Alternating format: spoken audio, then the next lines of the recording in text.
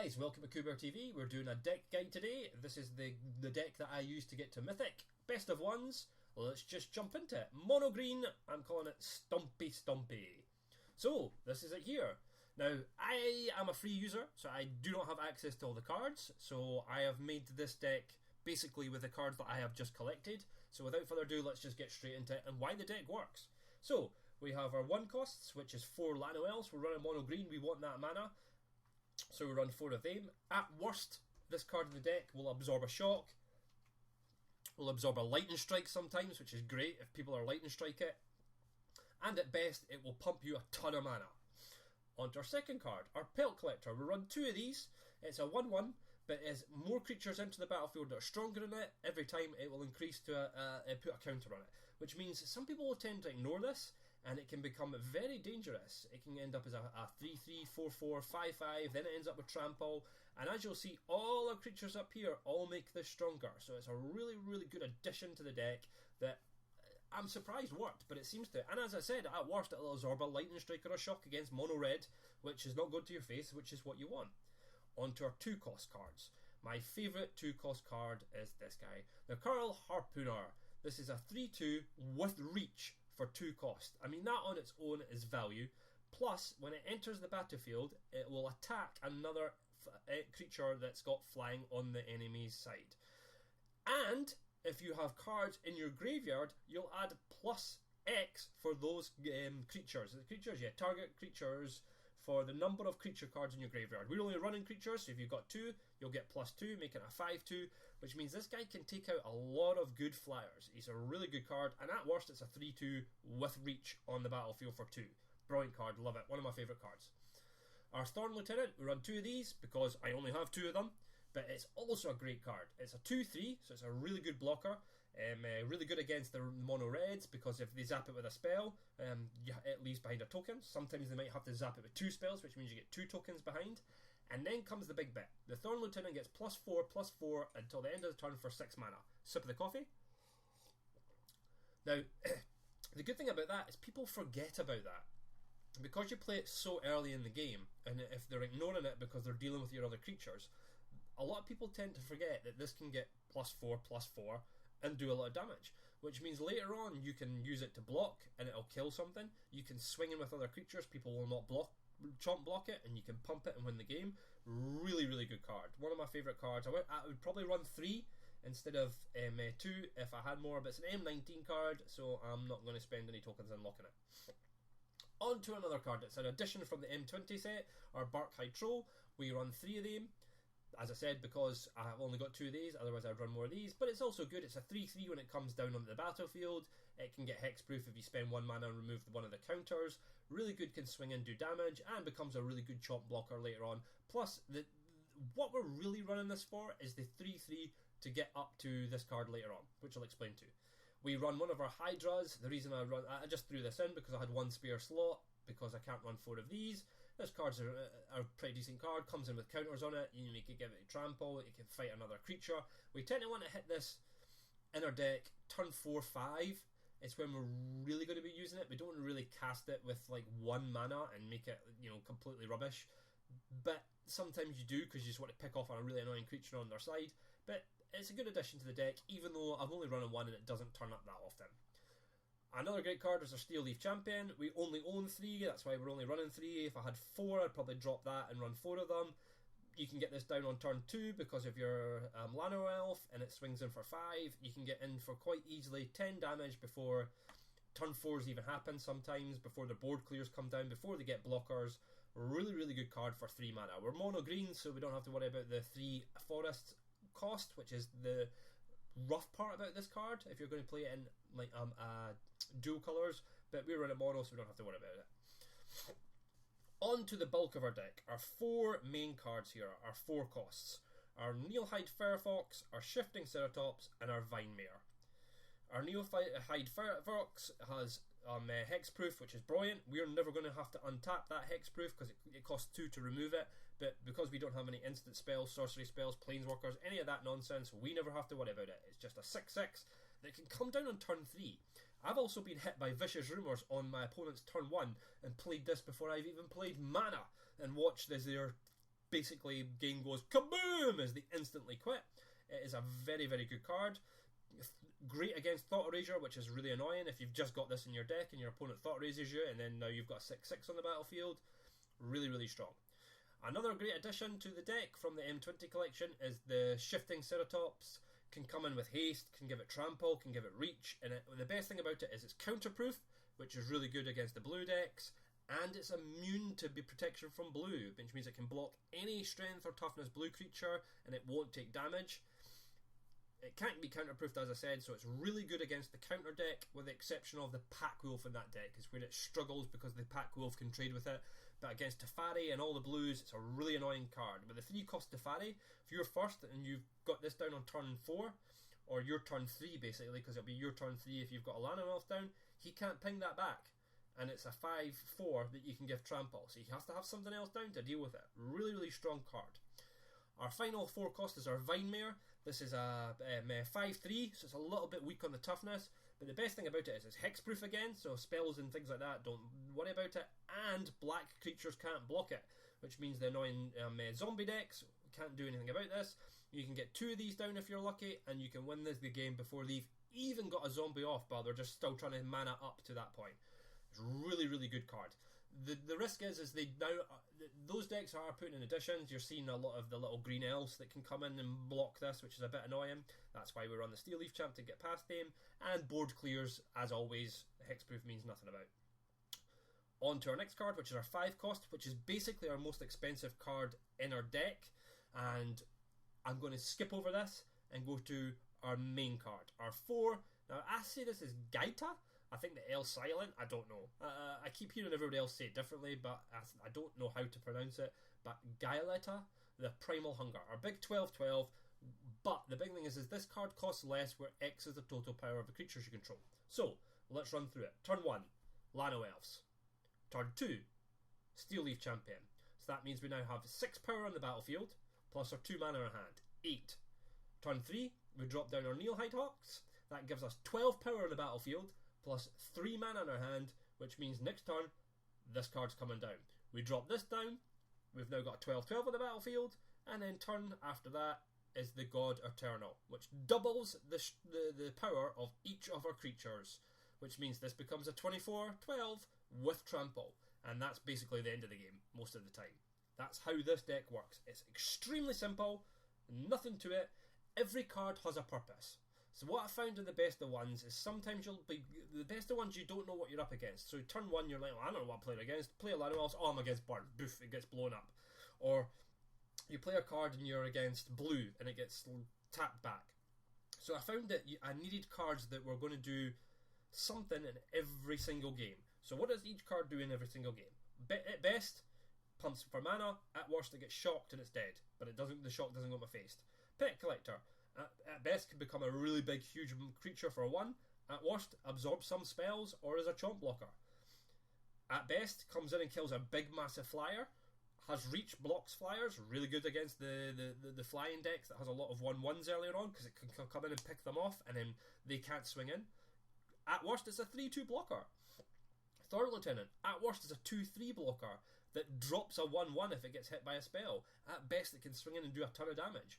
Our Barkhide Troll, 3/3, good power coming down, good chomp blocker. At worst, it gets removed by a spell. Our Vicious Hydra, at worst, we never get to cast it because we never have the mana, so I'd probably say this is the weakest card currently in our deck, but can also be a really strong card, because later on, if you're maybe struggling, maybe we get to turn 6/7, they've killed your Gaia with a spell, so it's not done anything, we're struggling in to get in for damage, this can come down, remove a creature from the battlefield, and then swing in with trample. You know what Steel Leaf does? It's a 5/4, swings in loads of damage. Every card has a purpose in nearly every game. These cards, because they're hexproof, protection from blue, hexproof means they're really valuable in nearly every game. This card's main purpose is just to come down and boost everything. At worst, it's a 5/5 with Death Touch that gets shuffled back into the top 3 cards of our deck to come round again. That's it. I'm running 24 mana. I mean, I've tried running less, I've tried running more. I don't know how the algorithm works. I find with this deck, I get the curse of 4 mana, which means I'll be on 3 mana and I'll never get to that 4th mana land drop, which is where we want to hit all the time. We might see that in some of the games. Anyway, without further ado, that's the deck guide. Now I'm going to do some games, so let's just jump into them. Hey guys, loading up a game, taking our big green Stompie Stompie into mythic. If it loads, maybe I should have pressed start when the game loaded, but we're going to have a sip of our coffee while we wait. Released our guide video yesterday. A little bit rough around the edges. We're not used to being back doing all this stuff again, so I've been doing it recording it so many times and messing it up that I just tried to get it out there. Wasn't brilliant, but we're back into it, so hopefully it helps us get in the swing of things. Anyway, into this game. This is a pretty decent strong hand. We've got exactly what we want. We're first. We've got our Lano Elves, our Thorn Lieutenant, and then we've got 2 big 4-drops, which is exactly what we're looking for. Let's see what our opponent's running. Mono red, so he might just shock that straight off the battlefield, which he does. So as I said, with the Lano Elves, at worst that shock's not going to our face, and now we can drop down our Thorn Lieutenant. Now we're going to have a little bit of issue because we really need to hit that 4th mana drop, so I really hope we get mana next turn probably.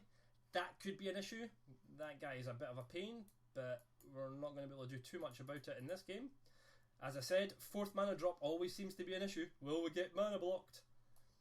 When I get a Lano Elves in 3 mana I'm opening hand and the Lano Elves get shot, that's when we don't get mana. Let's see if we'll top deck mana on here. This guy could be a problem because we've got no way of getting rid of him. We just want to keep basically swinging in as hard as possible.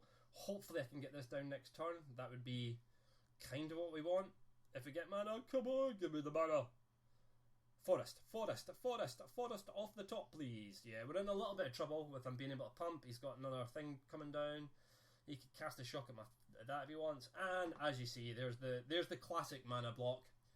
So we can't do anything. We can... I mean, as I said, this deck with the 4... I mean, so 3 mana, I've got 24 mana on my deck, and I've got 4 of them. Yeah, balance? I don't know how the shuffler works. It's a disaster sometimes. We just have to stay back. Can't really swing in. I need to chomp block that. Maybe we'll hit mana next turn. This game's over. Let me say that. This game's over. We're against Burn. The last thing you want to do is get basically mana blocked against Burn. We really wanted this guy down next turn, but we're not dead yet because we can still draw mana next turn. That's pretty decent in a sense because we get a 1/1, but this thing's now a 4, so he can just spam spells. Oh, sorry, we don't get a 1/1 because it's not a spell. Now we get a 1/1 because he's going to shock it, but he's got 4 mana and I just can't really do anything. We'll chomp the 4/4 because...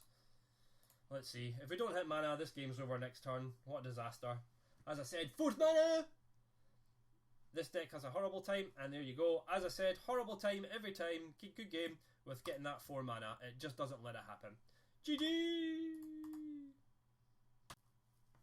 Well, that last game went well. We didn't hit our 4th mana. As I says, I don't get the algorithm. It happens all the time with this deck.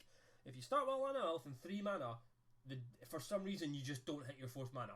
I had a game where I managed to just keep getting 2 and 3 cost spells, so I had like Mark-Eyed Trolls, I had a couple of my Thorn Lieutenants out.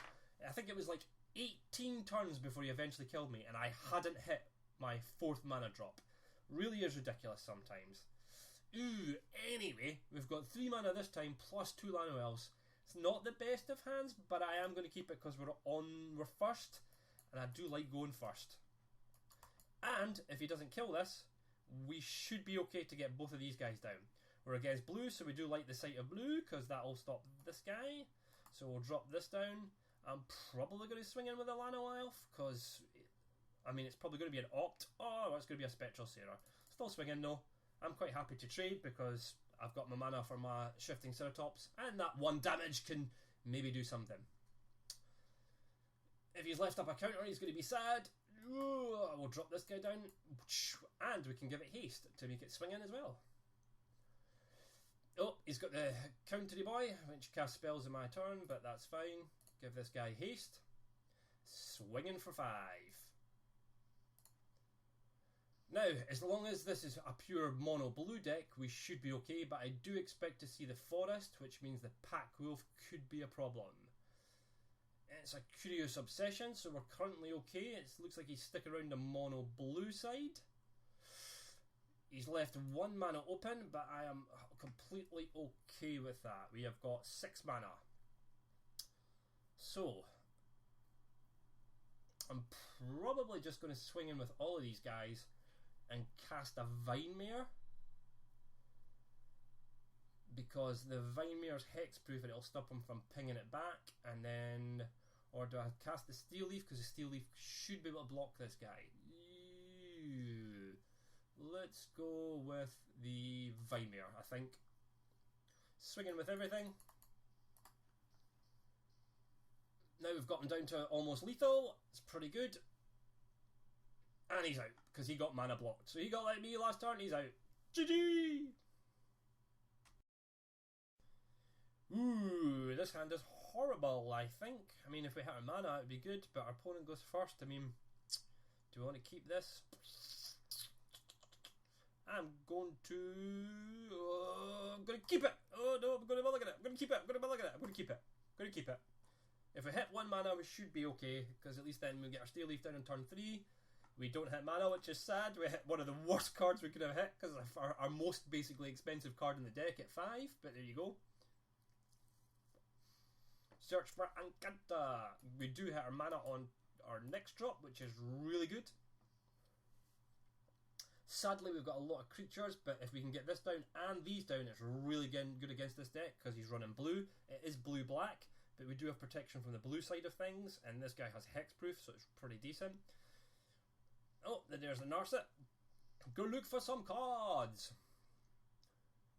So, Oath of Kayana's pretty good for him. Means he can do 3 damage, but we do get our Steel Leaf down this turn. That's pretty cool.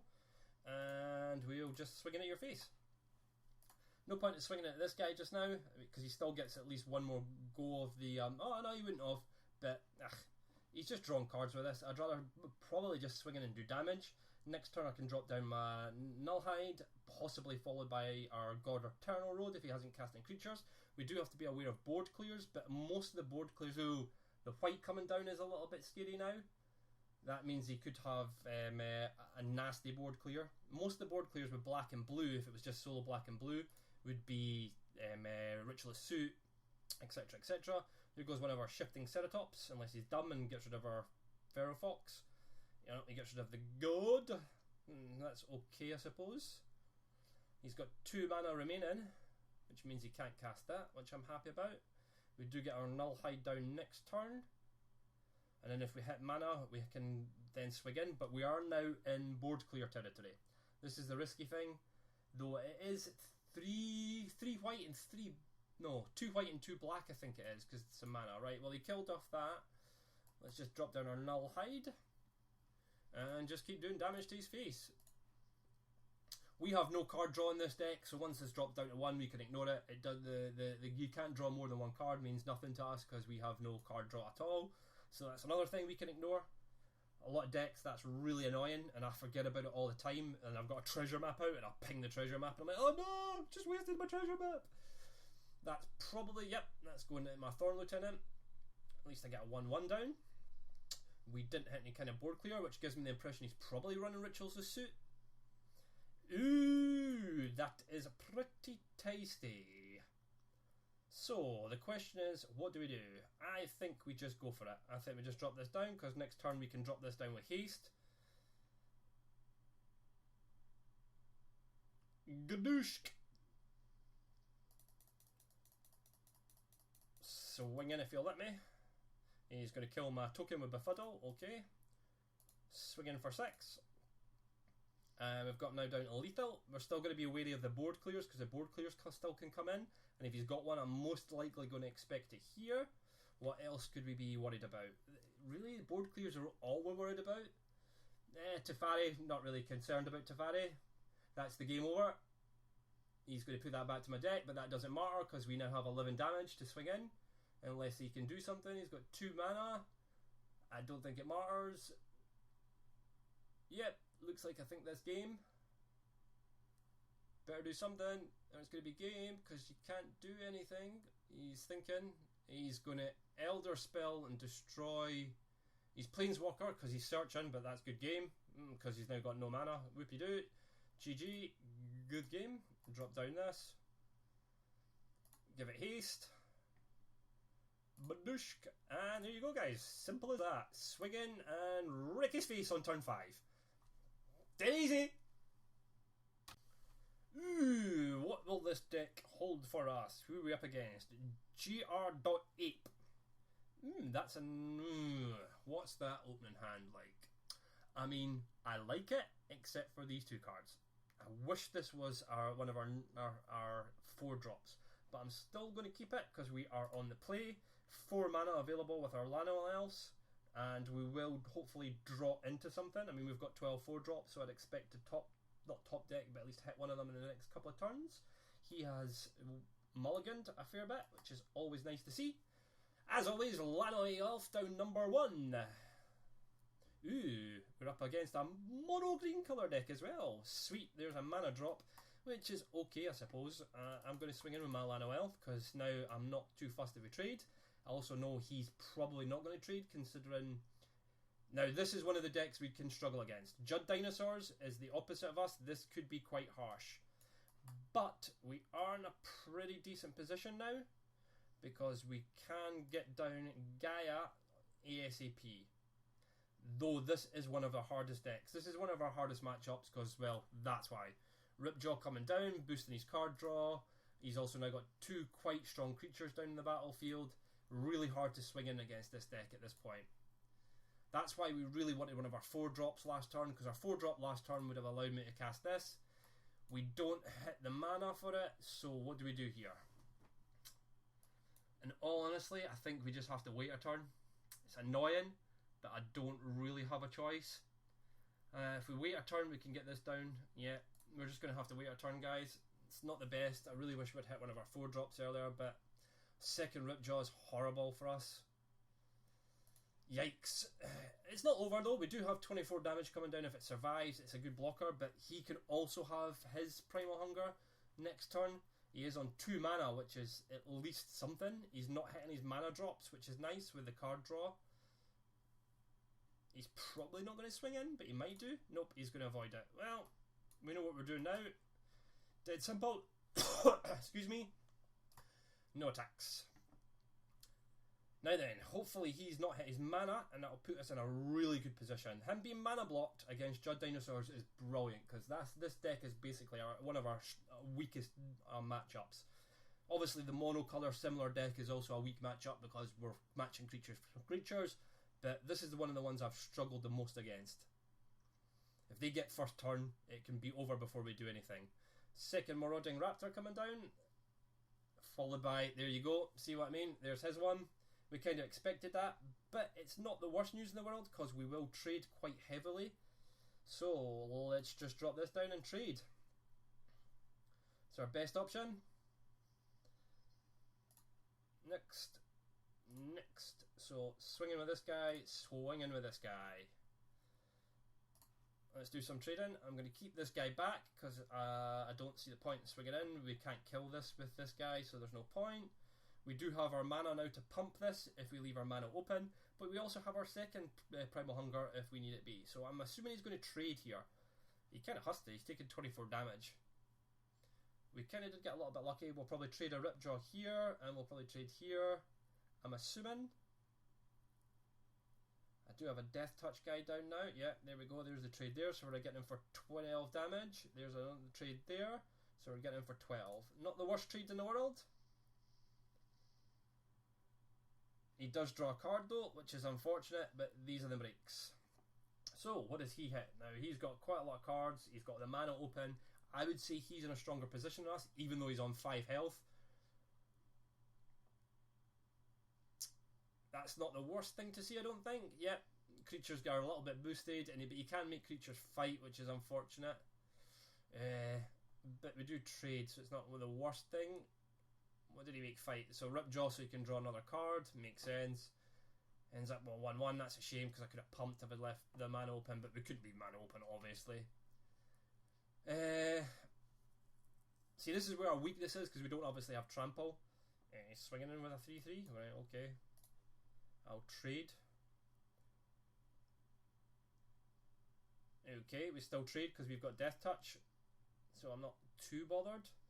That goes back to the bottom, which is kind of cool because now we're sort of in a decent position. Drop down our Neilhide and pass the turn. So, the good thing is we now know that our god is coming up again, so we just kind of need to survive for a few turns. So, that's not too bad. We'll get both of these guys down next turn. Ceratops is not worst thing, because our Fur Fox blocks that pretty hard, which is kind of cool. We also block into Ripjaw. He's got a second one of them, which is kind of sad, but it's not the worst thing in the world. As I said, if we can just survive, we'll be okay. That is not the best. Do I throw this guy in front? Or do we take 7? I think we throw this guy in front this time, because he can give them trample next turn, and I'd rather just not take 7 damage. I think that's the play. Not taking 7 damage is probably the best thing. And he's got his mana. Right, okay. Let's drop down, obviously, our Vine Mare. And then, obviously, our Primal Hunger. Badoosh. We're not trading into this, I don't think. Because next turn, we've obviously got a huge sum of damage coming in. So, we've got a good chance to win now. Hopefully. It really depends on what he does in his turn and how much creatures he can put down to block. 24 damage. He's got 8, 11, 16, 17 defense at the moment. So that's not enough. What is your play? What is his 2 cards? What is his answer? Can he end the game? That's also another option. Can he swing in and end? That is unlikely, I think, with having a 6/6 and my 5/3. I've got a lot of chomp blockers to prevent any damage coming in. He hasn't hit his, obviously, Primal Hunger, because he'd have probably just insta-cast that if he had, I would assume. We're hitting the timer, so he's thinking.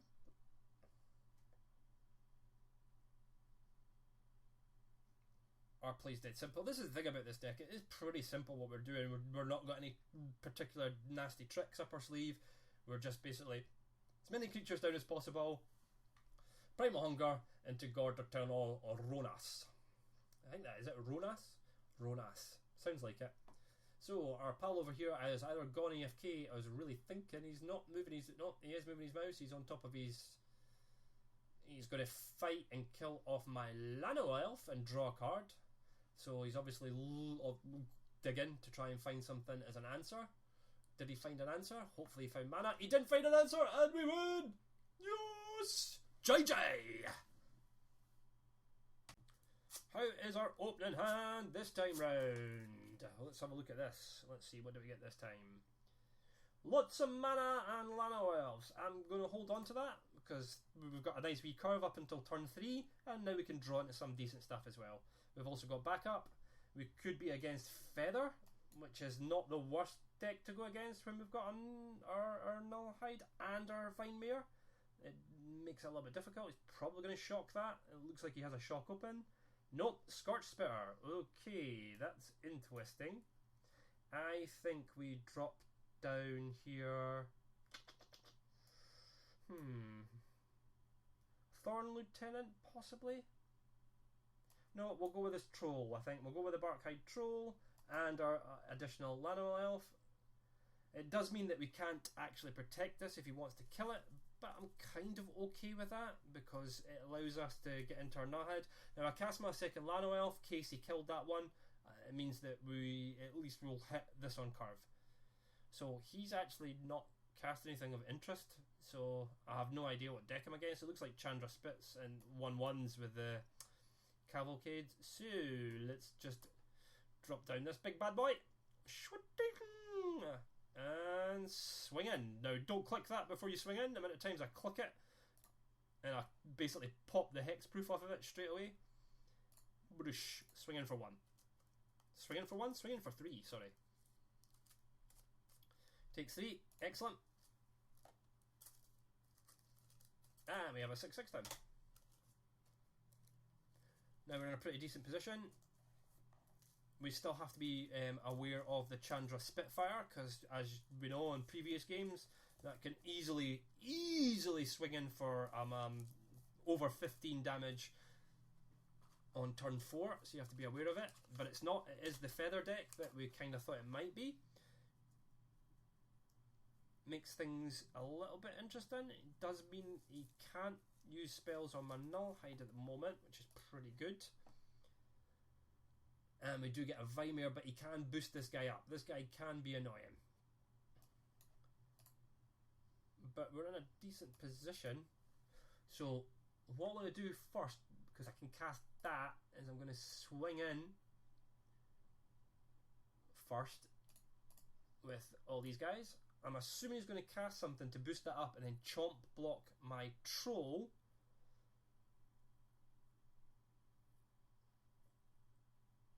That's what I thought he was going to do. It doesn't look like it. Okay, it just takes 3. So I'm just going to play this guy for 4. Play him for 4. Pay. Now, I could fight this guy if I want, but my theory is he's actually going to have a spell to protect that. So I'm actually just going to double his tokens up, because this guy's now going to be massive and extremely difficult to deal with, and it has trample, and now I'm in a really good position. Killing this will be very difficult for him. He'd have to use a lot of spells.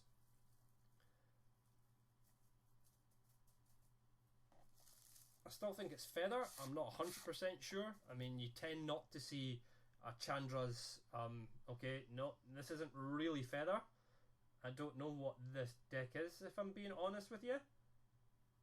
I've not seen anything quite like it. This is the first... I mean, I've never seen this card be played before, so I do know what it does. I think we just swing in here. He can't do anything. So yeah, let's just swing in with everybody. Come on, why are you not? There we go. Swinging with everyone. He's most likely going to chomp block the 6/6, or he's dead. This is an interesting deck. Don't know what he's playing, to be honest. Someone in the comments can probably tell me. But oh yeah, this deck is really common. Good, we're in for 11. And we'll drop down our Vimir next turn. I don't think I'm going to walk in a board wipe. I mean, it is possible. Red, white. I mean, you've got Cleanse and Nova, and I mean, the red, white one, Clarity thingy one. It's definitely not that. Well, I think that's the end of this game then. Some sort of Chandra Planeswalker deck. Not really sure. Resolve. So he's doing some damage to me. Oh, I kind of get it. Is this you pay 1?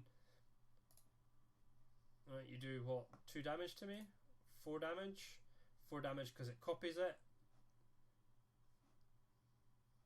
Then he copies it with that as well. Is that right? Yep. But it doesn't matter. Oh, that's kind of cool. I do like it. I do like the combo. I mean, that's 8 damage, but I mean, you need blockers. You need kind of some sort of board. You would need blockers or a board wipe. What he'd probably, if I'm assuming he's running the deck, he's probably got a Cleanse and Nova, and in the deck he's maybe just not hit it. So you could Cleanse and Nova there, wipe the board, excuse me, and then just use these guys. I mean, 8 damage followed by 8 again the following turn, and then any kind of spells he's got, you'd be dead. So I think that's kind of what he's running, but I'm not 100% sure. Anyway guys, that's a few games. I'm going to spam a lot more. I'll probably do more videos of this deck. This is just a few games to get the basically the deck up and running. You have a look of it. If you can make it up, tell me, write in the comments how you're finding it, if you're making it exactly the same. If you can't make it exactly the same and you're going to do changes, tell me what the changes you made and how it's running. As I said, there's a few... There's been an increase in the mono green Stompie Stompie decks popping up, but I really love my version. It got me to Mythic. What else will I talk about at the end of the video? Yeah, I'll do some more deck guides of other things coming up. I've got a really cool Dark Angels deck that I played last season that got me to Diamond last season, which I'll show. What's the card we got? An Enforcer. Yeah, I'll take one of them. I think I've actually only got one of them. Anyway guys, this is Kubeer TV, signing off for another video.